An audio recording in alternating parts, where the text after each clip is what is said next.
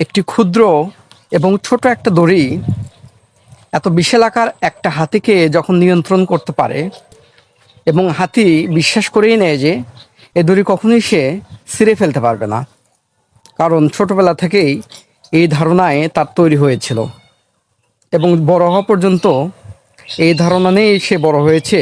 এই ছোট দড়ি এবং পাতলা দড়িটাই তাকে নিয়ন্ত্রণ করছে। হাতির মতো অনেকেই বিশ্বাস করে বসে আছেন যে জীবনে কিছুই করতে পারবো না।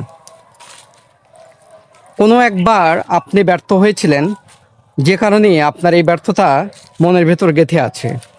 সো আপনাকে এই ব্যর্থতা থেকে সরে আসতে হবে এবং সফলতার মুখ দেখতে হলে আপনাকে এই ছোট ছোট ক্ষুদ্র ক্ষুদ্র সমস্যাগুলো থেকে বেরিয়ে আসতে হবে।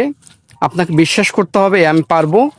এই বিশ্বাসই আপনাকে সফলতার দ্বার প্রান্তে নিয়ে যাবে। সো চেষ্টা করুন, ব্যর্থ হন, বাট চেষ্টা করতে ব্যর্থ হবেন না।